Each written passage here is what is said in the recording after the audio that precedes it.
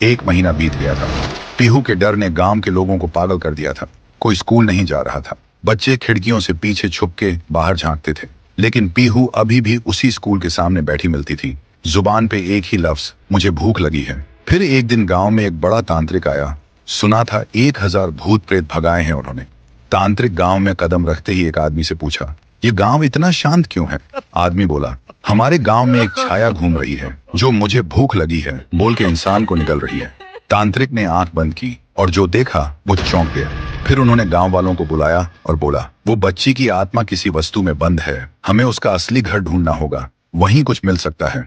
फिर एक रात गांव के 2 जवान साहसी लड़के पीहू का पीछा करते हैं और देखते हैं पीहू एक पुरानी झोपड़ी के अंदर जाती है। दोनों चुपके से झांकते हैं। पीहू एक पुरानी गुड़िया के सामने और उससे बात कर रही होती है जैसे वो जिंदा हो। दोनों देखकर चौंक जाते हैं। फिर अगली सुबह वही 2 लड़के झोपड़ी में जाकर वो डॉल उठाते हैं और ले जाते हैं तांत्रिक के पास। तांत्रिक डॉल को देखकर चिल्लाता है, यही है, इसी में बंद है वो बच्ची की आत्मा, इसे आग में जलाना होगा तभी सब खत्म होगा। फिर रात में तांत्रिक गुड़िया को आग में डाल के हवन करता है, जोर जोर से मंत्र जप करता है। तभी एक भयानक चीख गूंजती है, मैं भूखी हूँ।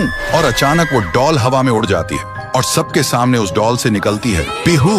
और जिन लोगों ने उस डॉल को छुआ था उनके शरीर एक एक करके पंडित जैसे फट जाते हैं। ये सब देखकर तांत्रिक भागने लगता है, लेकिन अचानक रास्ते बंद हो जाते हैं। वो पलट के देखता है, उसके सामने खड़ी होती है पीहू और वो बोलती है, तू मुझे जलाना चाहता था, अब तू जल। एक ही सेकंड में तांत्रिक के शरीर में आग लग जाती है और वो जलकर राख हो जाता है। उस रात के बाद गांव वालों को सब समझ आ गया था। पीहू ने सिर्फ उन्हीं को मारा जिन्होंने उसे दर्द दिया था, भूखा छोड़ा था, बाकी सब लोग ठीक थे।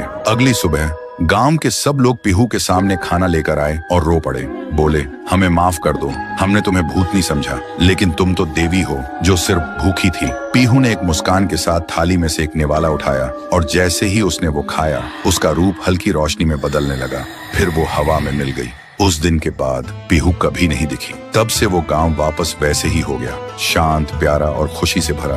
तो दोस्तों, अगर कभी कोई भूखा बच्चा दिखे तो उसे भिखारी समझ के नजरअंदाज मत करना। क्या पता वो तुम्हारी इंसानियत का इम्तिहान हो। कमेंट करो, पीहू अब भूखी नहीं है अगर तुम सच में एक इंसान हो। भैया भैया भैया। बहन की चीख सुनते ही साहुर बिना कुछ सोचे सूखे पेड़ के अंदर से निकलता है और सीधा उस आवाज की तरफ चल पड़ता है। उधर शांतिपुर गांव में रात के अंधेरे में लोगों में अफरा तफरी मच गया था। गुड़िया अब एक विशाल रूप ले चुकी थी, पूरे गांव में तांडव मचा रही थी, लोगों को पैर से कुचल रही थी। हर तरफ सिर्फ लोगों की चीख गूंज रही थी। पीहू अभी भी जमीन पे पड़ी होती है।